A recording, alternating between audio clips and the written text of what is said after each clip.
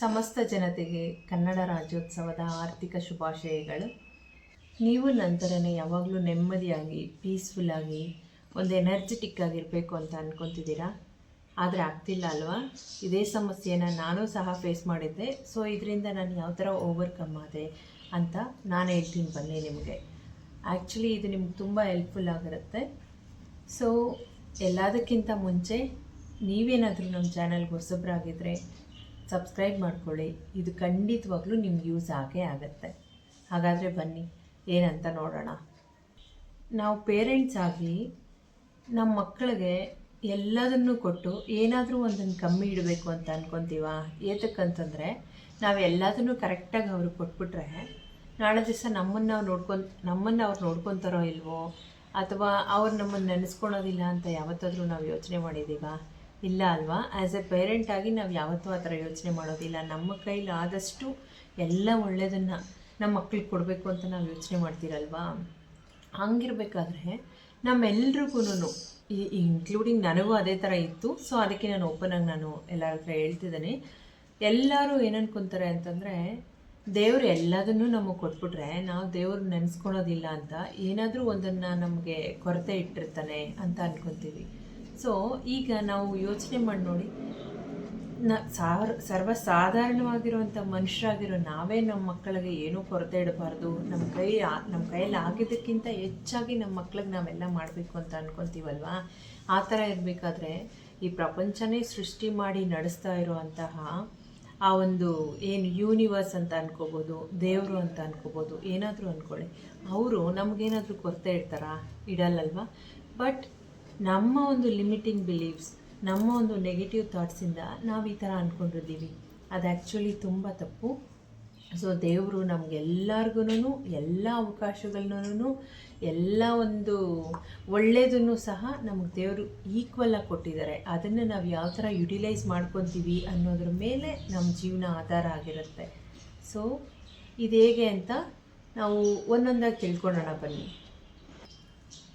ಹೇಗೆ ಅಂದರೆ, ನಮ್ಮ ಮೈಂಡಿಗೆ ನಾವು ಏನು ಕೊಡ್ತೀವೋ ಅದನ್ನೇ ನಮ್ಮ ಮೈಂಡ್ ನಮಗೆ ರಿಫ್ಲೆಕ್ಟ್ ಮಾಡುತ್ತೆ. ಅದು ಗೊತ್ತಾ ನಿಮಗೆ? ಎಕ್ಸಾಂಪಲ್ಗೆ, ಯಾರಾದರೂ ಒಬ್ಬರನ್ನ ನೆನೆಸ್ಕೊಳ್ಳಿ. ನಾವು ಒಳ್ಳೆ ಮೂಡಲ್ಲಿರಬೇಕಾದ್ರೆ ಅವರನ್ನು ನೆನೆಸ್ಕೊಂಡ್ರೆ ಅವ್ರು ಮಾಡಿರುವಂತಹ ಒಳ್ಳೆ ವಿಚಾರಗಳು, ನಮಗೆ ಅವ್ರು ಮಾಡಿರುವಂಥ ಒಳ್ಳೆ ವಿಷಯಗಳೇ ನಮ್ಗೆ ಯಾವಾಗಲೂ ಜ್ಞಾಪಕ ಬರ್ತಾ ಇರುತ್ತೆ. ಅದೇ ನಾವು ಏನಾದರೂ ತುಂಬ ದುಃಖವಾಗಿ ಕೆಟ್ಟ ಒಂದು ಮೂಡಲ್ಲಿ ನಾವಿದ್ದಾಗ ಅವ್ರನ್ನ ನೆನೆಸ್ಕೊಂಡ್ರೆ ಅವ್ರು ಮಾಡಿರೋವಂಥ ಕೆಟ್ಟ ಕೆಲಸಗಳು, ಅವ್ರು ನಮ್ಮನ್ನು ಬೈದಿರೋದಿರ್ಬೋದು, ಇದೇ ಥರದ್ದು ನಮ್ಗೆ ಯಾವಾಗಲೂ ಜ್ಞಾಪಕ ಬರ್ತಿರುತ್ತಲ್ವಾ? ಸೊ ಇದಕ್ಕೆ ರೀಸನ್ ಏನಂತ ಯಾವತ್ತಾದರೂ ಯೋಚನೆ ಮಾಡಿದ್ದೀರಾ? ನಾವು ನಮ್ಮ ಮೈಂಡಿಗೆ ಏನು ಕೊಡ್ತೀವೋ ನಮ್ಮ ಮೈಂಡ್ ಅದೇ ನಮ್ಗೆ ರಿಫ್ಲೆಕ್ಟ್ ಮಾಡುತ್ತೆ. ಸೊ ಈ ಮೈಂಡನ್ನು ನಾವು ಯಾವ ಥರ ರೀಸೆಟ್ ಮಾಡ್ಕೋಬಹುದು ಅನ್ನೋದನ್ನು ನೋಡೋಣ. ಸೊ ಇದರಲ್ಲಿ ಫಸ್ಟ್ ಒಂದು ಬಂದು, ನಾನು ಆಲ್ರೆಡಿ ಲಾಸ್ಟ್ ವಿಡಿಯೋದಲ್ಲೆಲ್ಲ ಮೆನ್ಷನ್ ಮಾಡಿದ್ದೆ, ಗ್ರ್ಯಾಟಿಟ್ಯೂಡ್ ಅಂತ ಅಲ್ವಾ? ಸೊ ಇದು ತುಂಬ ತುಂಬ ಇಂಪಾರ್ಟೆಂಟು. ಹೇಗೆ ಅಂತಂದರೆ, ನಾವು ಮಾರ್ನಿಂಗ್ ನಾನು ಹೇಳಿದೆ, ಬೆಳಗ್ಗೆ ಎದ್ದ ತಕ್ಷಣ ನಾವು ಗ್ರ್ಯಾಟಿಟ್ಯೂಡ್ ಬರೀಬೇಕು ಅಂತ ಹೇಳಿದ್ನಲ್ವಾ? ಸೊ ಗ್ರ್ಯಾಟಿಟ್ಯೂಡ್ ನಾವು ಬೆಳಗ್ಗೆ ಎದ್ದ ತಕ್ಷಣ ಬರೆದಾಗ ಏನಾಗುತ್ತೆ ಅಂದರೆ, ಅದು ನಮ್ಮ ಒಂದು ಡೇಗೆ ಪಾಸಿಟಿವ್ ಕಿಕ್ ಸ್ಟಾರ್ಟ್ನ ಕೊಡುತ್ತೆ. ಸೊ ಅದಕ್ಕಾಗಿ ನಾವು ಬೆಳಗ್ಗೆ ಬರೆದಾಗ, ಗ್ರ್ಯಾಟಿಟ್ಯೂಡ್ ಬರೆದಾಗ ನಮ್ಮ ಡೇ ಫುಲ್ಲು ಹ್ಯಾಪಿಯಾಗಿ ನೆಮ್ಮದಿಯಾಗಿ ನಮಗೆ ಯಾವುದು ಗ್ರೇಟ್ಫುಲ್ ಆಗಿರೋ ಅಂಥ ವಿಚಾರಗಳಿರುತ್ತೆ ಅದ್ರ ಬಗ್ಗೆ ಮಾತ್ರ ನಮ್ಮ ಮೈಂಡ್ ಫೋಕಸ್ ಮಾಡ್ತಾ ಇರುತ್ತೆ. ಸೊ ಗ್ರ್ಯಾಟಿಟ್ಯೂಡ್ ಬರೆಯೋದ್ರಿಂದ ತುಂಬ ಯೂಸ್ಫುಲ್ ಇದೆ. ಇದನ್ನು ಮಿಸ್ ಮಾಡದೆ ನೀವು ಬರೀರಿ. ಇದ್ರ ಬಗ್ಗೆ ನಾನು ಕೆಲವೊಂದು ಸೀರೀಸ್ನ ಮಾಡ್ತೀನಿ. ಅಂದರೆ ಯಾವ ಥರ ಬರೆಯೋದು, ಯಾವ ಟೈಮಲ್ಲಿ ಬರೆಯೋದು, ಹೆಂಗೆ ಏನು ಅಂತ ಅದ್ರ ಬಗ್ಗೆ ಡೀಟೇಲ್ಡಾಗಿ ನಾನೊಂದು ಸೀರೀಸ್ನ ಮಾಡ್ತೀನಿ. ಸೊ ಮಿಸ್ ಮಾಡದೆ ಸಬ್ಸ್ಕ್ರೈಬ್ ಮಾಡಿ ಇಟ್ಕೊಂಡಿರಿ ಚಾನಲ್ನ. ಇದು ಖಂಡಿತವಾಗ್ಲೂ ನಿಮ್ಗೆ ಯೂಸ್ ಆಗುತ್ತೆ. ಸೆಕೆಂಡ್ ಒನ್ ಏನು ಅಂತಂದರೆ, ನಮ್ಮ ಲೈಫಲ್ಲಿ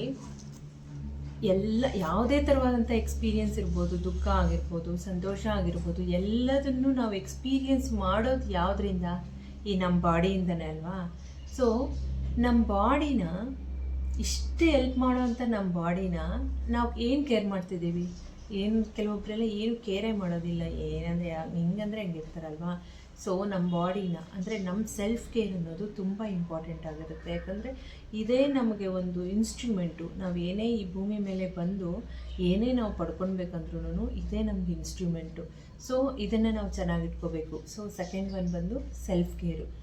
ಥರ್ಡ್ ಒನ್ ಬಂದು ನೆಗೆಟಿವಿಟಿನ ಲೆಟ್ ಗೋ ಮಾಡಬೇಕು. ಅಂತಂದರೆ ಈಗ ಯಾರಾದರೂ ಏನಾದರೂ ಕೆಟ್ಟದ್ದು ಮಾಡಿದ್ದಾರೆ ಅಂದ್ಕೊಳ್ಳಿ, ಇಲ್ಲ ನಿಮಗೆ ಏನಾದರೂ ಕೆಟ್ಟ ವಿಷಯ ಬಂದಿದೆ ಅಂದ್ಕೊಳ್ಳಿ, ಪರವಾಗಿಲ್ಲ ಬಿಡು, ಹೋಗಲಿ ಬಿಡು ಅಂತ ನೀವು ಅದನ್ನು ಅಭ್ಯಾಸ ಮಾಡ್ಕೋಬೇಕು. ಒಂದು 2-3 ಸತಿ ನೀವು ಆ ಥರ ಅಂದ್ಕೊಂಡು ನೋಡಿ, ಅದು ನಿಮ್ಗೆ ಹ್ಯಾಬಿಟ್ ಆಗೋಗುತ್ತೆ. ಆ ಥರ ಅನ್ಕೊತ ಡೇ ಪೂರ್ತಿ ಅದು ನಿಮ್ಗೆ ಹ್ಯಾಬಿಟ್ ಆಗೋಗುತ್ತೆ. ನ್ಯಾಚುರಲಾಗಿ ನಿಮ್ಗೆ ಏನಾದರೂ ಕೆಟ್ಟ ವಿಷಯಗಳು ನಡೆದ್ರೂ ಸಹ ನೀವು ಅದನ್ನು ಯಾವ ಥರ ಅನ್ಕೊತೀರ ಅಂದರೆ, ಪರವಾಗಿಲ್ಲ ಬಿಡು, ಏನು ಮಾಡೋಕ್ಕಾಗಲ್ಲ, ಆಗಲಿ ಬಿಡು ಅಂತ ಅನ್ಕೊತೀವಿ. ಸೊ ಅದು ಹ್ಯಾಬಿಟ್ ಆಗೋದಾಗ ಅದು ನಮ್ಮನ್ನು ಆ ನೆಗೆಟಿವಿಟಿಯಿಂದ ತಗೊಂಡು ಮುಂದೆ ಪಾಸಿಟಿವಿಟಿ, ಮುಂದೆ ನಾವು ಚೆನ್ನಾಗಿರಬೇಕು ಅನ್ನೋ ಒಂದು ಆ್ಯಟಿಟ್ಯೂಡ್ಗೆ ನಮ್ಮನ್ನು ಕರ್ಕೊಂಡು ಹೋಗುತ್ತೆ. ಮತ್ತು ನಾವು ನಗಬೇಕು, ನಿಮಗೆ ಗೊತ್ತಾ, ಯಾವಾಗಲೂ ನಾವು ನಗ್ನಗ್ತಾ ಇರಬೇಕು. ಅದರಿಂದ ಎಷ್ಟು ಬೆನಿಫಿಟ್ ಇದೆ ಅಂತ ಅಂದ್ಬಿಟ್ಟು ನೀವು ಸೈಂಟಿಫಿಕ್ಕಾಗಿ ಒಂದು ಸ್ವಲ್ಪ ರಿಸರ್ಚ್ ಮಾಡಿ ನೋಡಿ. ಏನಕ್ಕೆ ಅಂತಂದರೆ ಸುಮಾರು ಸೈಂಟಿಸ್ಟ್ಗಳು ಇದ್ರ ಬಗ್ಗೆ ಸುಮಾರು ರಿಸರ್ಚ್ಗಳು ಮಾಡಿದ್ದಾರೆ. ನಾವು ನಗೋದ್ರಿಂದನೇ ನಮಗೆ ಎಷ್ಟೋ ಪ್ರಾಬ್ಲಮ್ನ ನಾವು ಈಸಿಯಾಗಿ ಹ್ಯಾಂಡಲ್ ಮಾಡ್ಬೋದು, ಗೊತ್ತಾ ನಿಮಗೆ. ಅದು ಹೇಗೆ ಅಂತಂದರೆ, ಈಗ ನೀವೇನಾದರೂ ಒಂದು ಕೆಟ್ಟ ವಿಚಾರ ಅಥವಾ ಒಂದು ನೋವಲ್ಲಿದ್ದೀರಾ ಅಂದ್ಕೊಳ್ಳಿ, ಅದನ್ನು ಒಂದು ಸೆಕೆಂಡ್ ಪಾಸ್ ಮಾಡಿ ನಿಂತ್ಕೊಂಡು ಯೋಚನೆ ಮಾಡಿ, ನನಗೆ ಕೆಟ್ಟದ್ದು ನಡೆದಿದೆ, ಇದನ್ನು ನಾನು ಚೇಂಜ್ ಮಾಡೋಕ್ಕಾಗೋದಿಲ್ಲ, ಸೊ ನೆಕ್ಸ್ಟ್ ನಾನು ಏನು ಮಾಡ್ಬೋದು ಅಂತ ಯೋಚನೆ ಮಾಡಿಬಿಟ್ಟು ನಿಮಗಾಗಿರುವಂಥ ಯಾವುದಾದ್ರೂ ಸಂತೋಷವಾದಂಥ ವಿಚಾರಗಳನ್ನ ನೆನೆಸ್ಕೊಳ್ಳಿ. ಖುಷಿ ಕೊಟ್ಟಿರೋವಂಥ ವಿಚಾರಗಳು ಅಂದರೆ ನಿಮ್ಮ ಮಕ್ಕಳ ಜೊತೆ ಇರೋದಿರ್ಬೋದು, ಅಥವಾ ನಿಮ್ಮ ರಿಲೇಟಿವ್ಸ್ ಜೊತೆ ಇರೋದಿರ್ಬೋದು, ನಿಮ್ಮ ಫ್ರೆಂಡ್ಸ್ ಜೊತೆ ಇರೋದಿರ್ಬೋದು, ಯಾವುದಾದ್ರೂ ಒಂದು ನೆನೆಸ್ಕೊಂಡಾಗ ನಿಮ್ಗೆ ಏನು ಅನಿಸುತ್ತೆ, ಆ ಒಂದು ನಗು ನಿಮಗೆ ಬರುತ್ತೆ. ಸೊ ನೀವು ನಗ್ಬಿಡಿ, ಆವಾಗ ಚೆನ್ನಾಗಿ ನಗಿ. ಆವಾಗ ಆ ನೆಗೆಟಿವಿಟಿಯಿಂದ ನೀವು ಈಸಿಯಾಗಿ ಆಚೆ ಬರ್ಬೋದು. ಮುಂದಕ್ಕೆ ನಿಮ್ಮ ಲೈಫ್ ಪಾಸಿಟಿವ್ ಕಡೆಗೆ ಆಟೋಮೆಟಿಕ್ಕಾಗಿ ನಡ್ಕೊಂಡು ಹೋಗುತ್ತೆ. ಸೊ ಇದು ಒಂದು. ಮತ್ತು ನೆಕ್ಸ್ಟ್ ನಾವು ನೋಡೋದಾದರೆ ಮೈಂಡ್ಫುಲ್ನೆಸ್ ಅಂತಂದರೆ, ಕೆಲವರು ಊಟ ಮಾಡಬೇಕು ಅಂದ್ಕೊತಾರೆ. ಊಟ ಮಾಡಬೇಕು ಅಂದ್ಕೊಂಡು, ಅಯ್ಯೋ ನಾನು ದಪ್ಪ ಇದ್ದೀನಿ, ನಾನು ಹೆಂಗೆ ಊಟ ಮಾಡೋದು, ಇಷ್ಟು ನಂಗೆ ಊಟ ಮಾಡೋಕ್ಕಾಗೋದಿಲ್ಲ, ಇಷ್ಟು ಊಟ ಮಾಡಿದ್ರೆ ನಂಗೆ ಏನಾದರೂ ಪ್ರಾಬ್ಲಮ್ ಆಗುತ್ತೆ, ಆ ಥರ ಅಂದ್ಕೊತಾರೆ. ಅದು ಬೇಡ. ನಿಮ್ಗೆ ಏನಾದರೂ ಒಂದು ತಿನ್ಬೇಕು ಅನಿಸುತ್ತಾ, ತಿನ್ನಿ. ಎಷ್ಟು ತಿನ್ನಬೇಕು ಅಂತ ಅಂದ್ಕೊತೀರೋ ಅಷ್ಟು ತಿನ್ನಿ. ಆದರೆ ಒಂದು ದಿವಸ ನೀವು ನಿಮ್ಮ ಮೈಂಡ್ ಫಸ್ಟ್ ಹೇಳಿ, ಇವತ್ತೊಂದು ದಿವಸ ನಾನು ಇದನ್ನು ತಿಂತೀನಿ, ಇನ್ನು ಮುಂದೆ ನಾನು ಇದನ್ನು ಈ ಥರ ಜಾಸ್ತಿ ತಿಂದು ನನಗೆ ನಾನೇ ಹಾರ್ಮ್ ಮಾಡ್ಕೊಳೋದಿಲ್ಲ, ಸ್ವಲ್ಪ ನಾನು ಯೋಚನೆ ಮಾಡಿ ಮುಂದೆ ನನಗೆ ಎಷ್ಟು ಬೇಕೋ ಅಷ್ಟನ್ನು ನಾನು ತಿಂತೀನಿ ಅಂತ ಒಂದು ಸ್ವಲ್ಪ ಯೋಚನೆ ಮಾಡಿ ನೋಡಿ. ಸೊ ಆವಾಗ ನೀವು ತಿನ್ನೋದನ್ನು ಆಟೋಮೆಟಿಕ್ಕಾಗಿ ನೀವು ಕಡಿಮೆ ಮಾಡ್ತೀರಾ. ಅದನ್ನು ನೀವು ಆ ಥರ ಯಥಾಸವಾಗೆಲ್ಲ ತಿನ್ನೋದಕ್ಕೆ ಹೋಗೋದಿಲ್ಲ.